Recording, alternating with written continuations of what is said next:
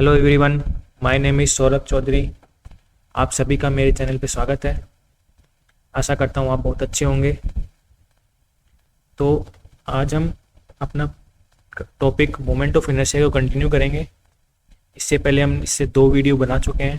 पहले वीडियो में मैंने बेसिकली सीखा था कि सेंट्रोइड क्या चीज़ है और सेंट्रोइड और सीजी या फिर सेंटर ऑफ मास, इनमें क्या डिफरेंस है।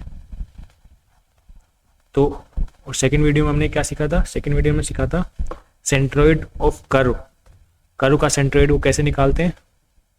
तो अब हम उसी को कंटिन्यू करेंगे। हम कर्व का सीख चुके हैं, तो अब हम एरिया निकालेंगे, सेंट्रोइड ऑफ एरिया।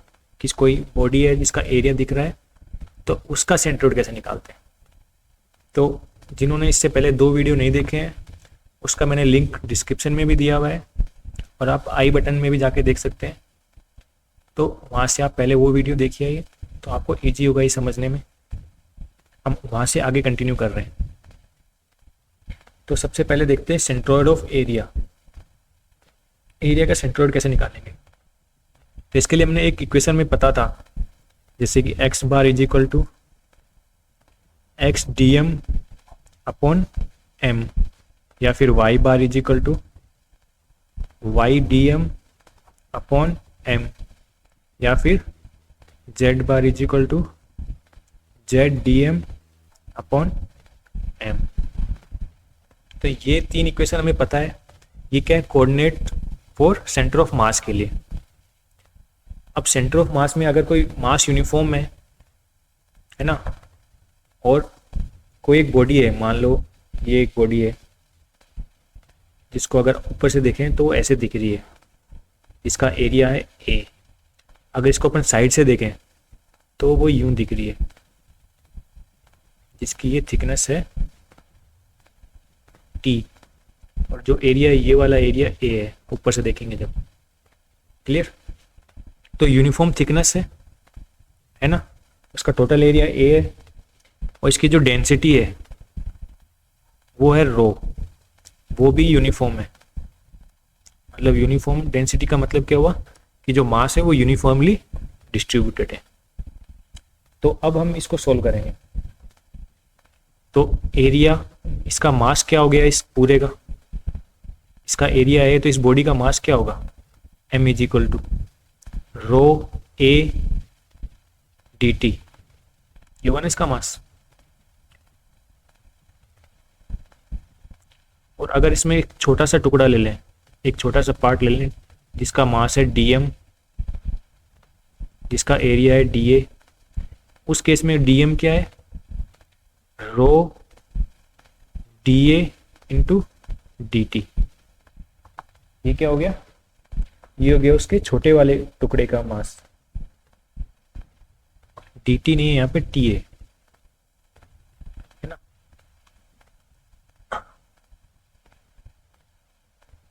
तो ये T है थिकनेस, dt नहीं है।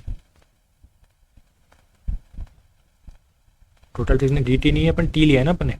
dt मतलब नहीं, कोई छोटा, कोई स्मॉल थिकनेस है।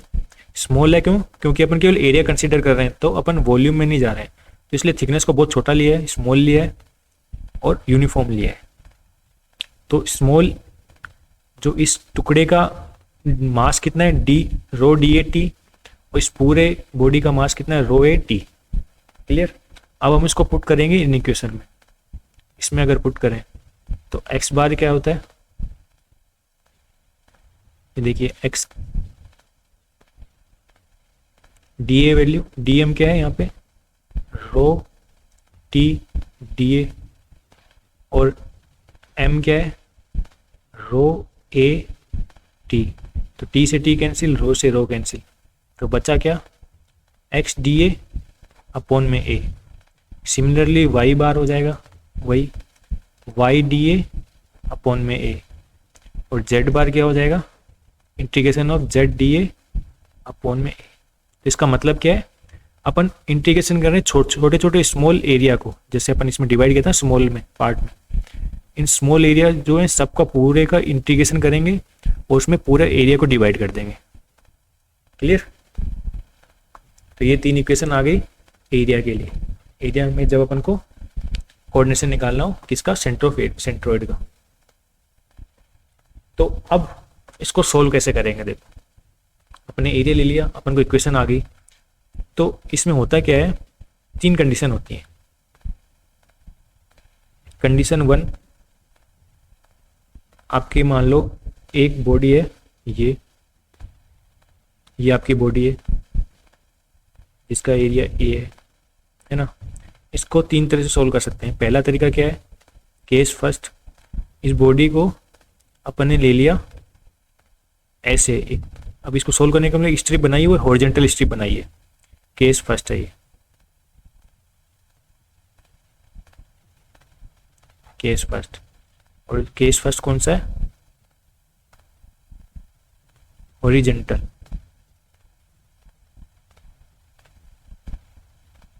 स्ट्रिप, तो इसमें अपने हॉरिजॉन्टल स्ट्रिप बनाई, देखो जो स्ट्रिप की लेंथ कितनी है, मान लिया अपने एल, और इसका जो थिकनेस है मान लिया अपने डी वाई। तो इस स्ट्रिप की डी ए क्या हो गया इसका, L D Y. Clear. Similarly एक और केस, सेकंड केस, इस केस में क्या हुआ, अपने स्ट्रिप ऐसे बनाए के बजाय वर्टिकल बना दी यूं, इसकी लेंथ एल है अभी भी, और इसकी थिकनेस डी एक्स है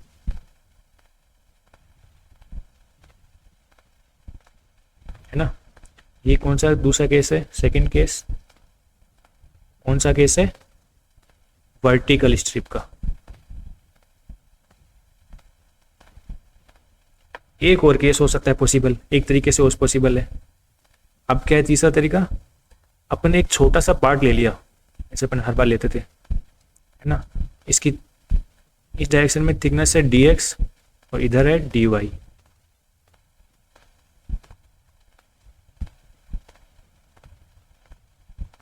डी एक्स और डी वाई इसकी थिकनेस होगी। तो इसका एरिया कितना है, D A D X into D Y, और इसका एरिया कितना है, D A L into D X, और पहले वाले कितना था, एल इंटू डी वाई। तो इसको 3 तरीके से सोल्व किया जाता है इसी बॉडी को।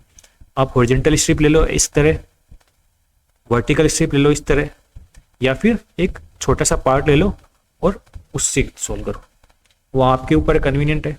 पर इस केस में देखो तो केवल एक वेरिएबल है डी वाई, इस केस में जाओगे तो एक वेरिएबल है डी एक्स, इस केस में 2 वेरिएबल हैं डी एक्स और डी वाई। तो ये वाला थोड़ा सा हार्ड हो जाएगा, थोड़ा आपको सोल्व करने में थोड़ा सा मुश्किल होगा। ये 2 तरीके थोड़े ज़्यादा ही सिंपल होंगे। तो ज़्यादातर अपन कौन सा यूज करते हैं, ये 2 तरीके से। अगर पॉसिबल ना हो ये 2 तरीके तब अपन देखते हैं, ज़्यादातर अपन इन 2 से ट्राई करेंगे, या फिर तो हॉरिजॉन्टल स्ट्रिप लेंगे या वर्टिकल स्ट्रिप लेंगे इसकी तरह। और वो भी डिपेंड करता है किस पे, कि आपका बॉडी कैसे है और कौन सा इजी पड़ेगा। कई केस में आपको बताऊंगा, एक एग्जांपल लेता हूँ। उससे पहले अपन देखते हैं लिमिट कैसे लेंगे इसकी। तो ये अपने हॉरिजॉन्टल स्ट्रिप ले ली मान लो, तो ये हॉरिजॉन्टल स्ट्रिप, इसका ये पॉइंट है जो है वाई मिनिमम, और ये वाला पॉइंट है जब ऊपर जाएंगे तो वाई मैक्सिमम। तो इस केस में जो इंटीग्रेशन होगा वो कहाँ से कहाँ तक होगा, वाई मिनिमम से वाई मैक्सिमम तक, एल डी वाई है ना। सिमिलरली इस केस में ये वाला एक्स मिनिमम और ये एक्स मैक्सिमम। तो इंटीग्रेशन कहाँ से कहाँ तक होगा, एक्स मिनिमम से एक्स मैक्सिमम तक। क्लियर। तो इसमें इंटीग्रेशन यहाँ से मतलब ये स्ट्रिप पूरे एरिया में चली जाएगी ना। अगर एल मिनिमम से चले मिनिमम पे आए तो यहाँ पे ये थी, इसको आगे लेते गए, आगे लेके और ये यहाँ पे आ जाएगी पूरी, तो पूरा एरिया कवर हो गया। सिमिलरली इसमें देखो ये स्ट्रिप यहाँ से स्टार्ट करेंगे वाई मिनिमम से, तो वाई मिनिमम मतलब यहाँ आ गया, फिर इसको और आगे ले गए वाई मिनिमम से इंटीग्रेट करते गए और आगे यहाँ तक ले लिया, तो वाई मैक्सिमम। तो पूरा एरिया कवर हो रहा है ना। ऐसे पूरा एरिया कवर हो जाता है जब इंटीग्रेशन करते हैं। अपन देखते हैं किस केस में, दो केस हैं देखो, जैसे एक मैंने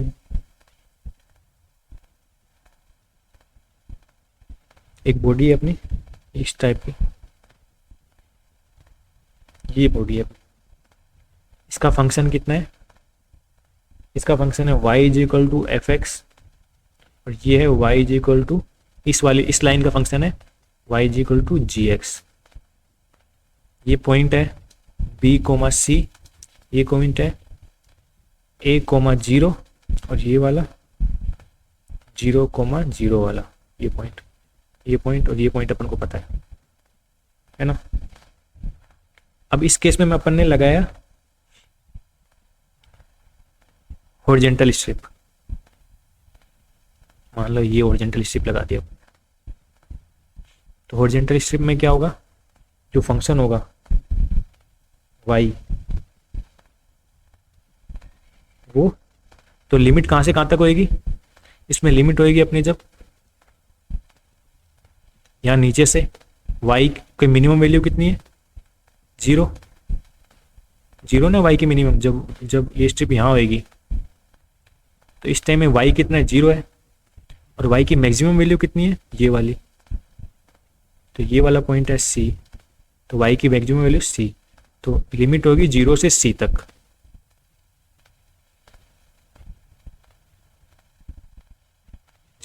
तक। सिमिलरली अब इसमें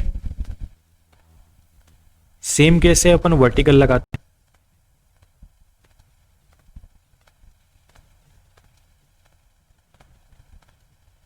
अब वर्टिकल लगाया, तो अब इस केस में अगर आप वर्टिकल जाओगे तो देखो ये यहां तक तो सेम रहेगा, है ना, जो फंक्शन है, जो अपना ये y का फंक्शन क्या है, एफ एक्स पे डिपेंड कर रहा है यहां तक, इस तक, पर इससे आगे यहां तक तो सेम है, इससे आगे जब जाएंगे ना, इस पॉइंट से, इस लाइन से आगे, इस लाइन से जब आगे जाएंगे तो ये फंक्शन जो ये अपनी स्ट्रिप है वो डिपेंड कर रही है एफ एक्स पे भी डिपेंड कर रही है और जी एक्स पे भी डिपेंड कर रही है। तो इसका मतलब क्या होगा, दो बार लिमिट लगानी पड़े, दो इंटीग्रेशन करने पड़ेंगे को, एक इंटीग्रेशन इस लाइन तक जो केवल इस पे डिपेंड कर रही है, दूसरा अलग।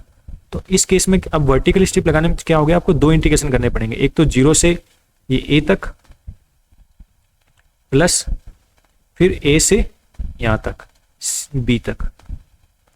तो वो ये आप लगा हॉरिजॉन्टली इधर भी सकते हो और इधर भी, मतलब इस केस में दोनों लग रहे हैं, लग तो दोनों रहे हैं, इसमें एक इंटीग्रेशन में काम हो गया, इसमें दो इंटीग्रेशन लगाने पड़े, क्यों, क्योंकि एक स्ट्रिप अगर पूरी आगे तक जाएगी तो यहाँ पे जो वो फंक्शन था उसका चेंज हो जाएगा उस स्ट्रिप का, वो स्ट्रिप केवल इस पे डिपेंड नहीं कर रही है, अपनी यहाँ पे आके इस वाले पे भी डिपेंड करने लग जाएगी, तो दो पे डिपेंड कर रही है।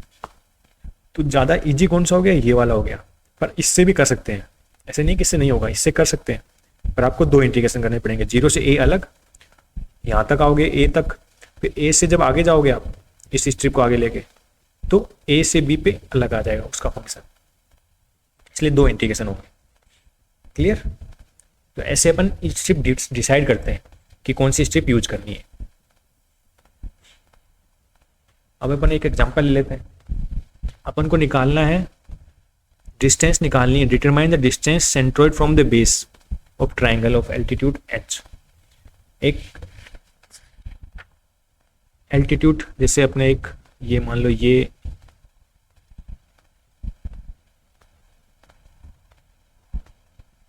बेस है, इस ट्राइंगल का ये हाइट है h, ये बेस दिया हुआ है, इसका बेस कितना है, इसका b। तो ये कह रहा है कि कितनी डिस्टेंस सेंट्रोइड की बेस से, मतलब आपको इस डिस्टेंस बतानी है यहाँ से, मान लो यहाँ पे है कि यहाँ है कि यहाँ है, वो आपको बताना है। केवल डिस्टेंस पूछिए बेस से, इसने दोनों नहीं पूछा, सारे कोऑर्डिनेट पूछे, बस इसने केवल y वाले डायरेक्शन में पूछा है ना।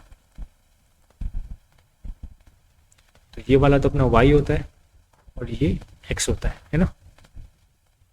तो अब इसको सोल्व करना है अपन को। तो सबसे पहले अपन क्या करते हैं, एक स्ट्रिप बनाते हैं।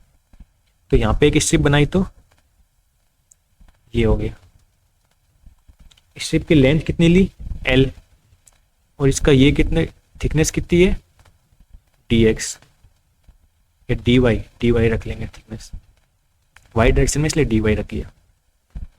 तो स्ट्रिप की thickness D Y, length L, अपन को ये पता चल गया। अब अपन को क्या करना है, रिलेशन निकालना है, एल और वाई की वैल्यू तो निकालनी पड़ेगी। क्या है ये एल, तो एल किसी पे डिपेंड तो कर रहा होगा। तो अपन अब देखो इसमें एक चीज़ देखिए अपन ने, एक ट्राइंगल तो ये वाला हो गया, ये छोटा वाला, और एक ये बड़ा वाला है ना, इनमें सिमिलर ट्राइंगल तो एक रिलेशन होता है आपस में।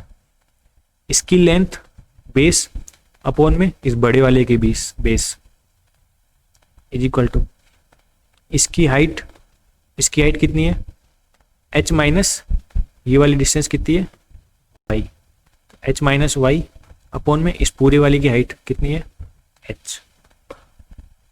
तो ये आ गया अपने पास रिलेशन। तो l की वैल्यू क्या हो गई यहाँ से, l is equal to h minus Y upon h into में b। ये l आ गया, l की वैल्यू यहाँ से निकल जाएगी।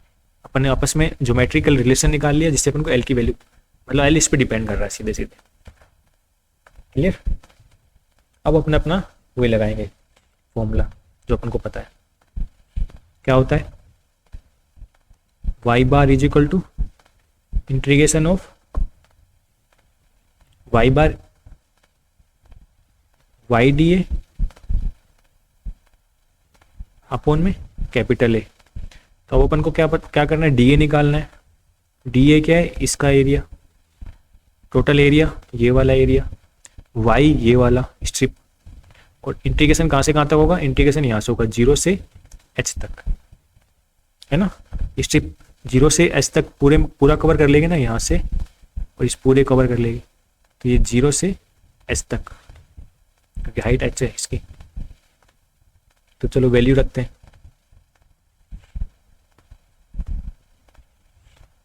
तो y बार a को चलो इस तरफ ले आओ, है ना, इजी रहेगा वो नीचे वैल्यू रखने से। a को इधर लिया है, तो y bar a is equal to Y D A, ये आ गया। y बार तो अपन को निकालना ही है, a की वैल्यू क्या है, इनटू एरिया क्या होगा ट्रायंगल का, बेस इंटू हाइट इंटू 1/2, ये होता है 1/2 इंटू में बेस इंटू में हाइट, ये होता है एरिया ट्रायंगल का। इंटू में अपन ने इंटीग्रेशन कहाँ से कहाँ तक होगा, 0 से h तक, मतलब ये स्ट्रिप जब 0 पे थी यहाँ पे, जब ये स्ट्रिप यहाँ पे होगी, ये स्ट्रिप जब ऊपर आ जाएगी पूरा h पे, जब इसको यहाँ से पूरा ले जाएंगे 0 से h पे ले गए y, है ना, और डी ए की वैल्यू क्या है, l इंटू डी वाई, यही तो है। इसका एरिया क्या है, लेंथ इंटू में इसकी थिकनेस। l की वैल्यू अपन को पता है 0 से h, y l की वैल्यू क्या है अपन ने निकाली थी, h minus Y upon h into B. तो b h minus Y upon में h इंटू में डी वाई, और यहाँ पे y bar is equal to into में बी एच बाई 2, ये आ गया ना। तो यहाँ पे अपन ने y बार रख दिया, a रख दिया, y और डी ए सब की वैल्यू रख दी, फिर l आया, l की वैल्यू भी अपन ने पीछे से रख दी। अब इसको बस सोल्व करना है, इंटीग्रेशन करना है नॉर्मल सा। तो अब अगर आप इसको इंटीग्रेशन करोगे, तो इंटीग्रेशन तो मेरे हिसाब सबको आता होगा, तो अपन डायरेक्ट लिख देते हैं y bar is equal to B H square by 6, ये आंसर आ गया इसका। तो इसका मतलब क्या है, अच्छा यहाँ पे बी एच स्क्वायर इंटू यहाँ पे बी एच बाई 2, तो इसको सोल्व करेंगे तो आ जाएगा y bar is equal to, इस इंटीग्रेशन का वैल्यू क्या है, ये आई ना बी एच स्क्वायर बाई 6, और यहाँ पे बी एच बाई 2 भी पहले से ही है, ये अपन ने काटा नहीं अभी। तो y bar is equal to h by 3, ये आ जाएगा y बार की वैल्यू, h बाई 3 की वैल्यू आ जाएगी इसमें। तो मतलब कितनी हाइट पर है ये,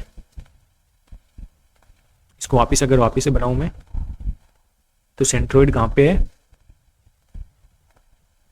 इस लाइन पर है कहीं पे, और जिसकी हाइट है h/3, इस पूरे की हाइट s थी। तो इसका मतलब क्या हुआ, एक चीज़ और नई चीज़ पता चली कि जो इसकी सेंट्रोइड की जो हाइट आएगी बेस से, वो डिपेंड नहीं कर रही बेस पे। मतलब बेस भले कैसा ही हो, मतलब अगर ऐसे हो, एक बार नहीं यहाँ बनाते, चलो अगर ऐसे हो, अपन एक बार ये लाइन खींची, इसकी हाइट फिक्स कर दे, ये h हाइट है ये। अगर ऐसे हो, अगर ऐसे हो, कुछ भी हो, मतलब बेस भले कितना ही हो, ये a है, ये b है और ये c है, तो और हाइट पर तीनों की सेम है, तीनों ट्रायंगल की, तो जो सेंट्रोइड होगा h/3 पे ही होगा। मतलब वो डिपेंड नहीं कर रहा बेस पे, वो केवल किसी शेप पे डिपेंड नहीं कर रहा, बस वो डिपेंड कर रहा हाइट पे। अगर उसकी हाइट के हिसाब से वाई, मतलब वाई डायरेक्शन देखोगे तो केवल हाइट पे डिपेंड कर रहा है। क्लियर? तो ये आंसर हो गया उसका जो आपने पूछा था उसने। तो ऐसे सोल्व करते हैं उसको, कुछ नहीं करना है। पहले अपना सिंपल सा फॉर्मूला है Y bar is equal to Y D A upon में ए। तो ए तो अपन को एरिया पता ही है उसका, जो अपन ने स्ट्रिप ली है उसका डी ए एरिया हो जाएगा, है ना। अब डी ए क्या है, ये है एल इंटू डी वाई।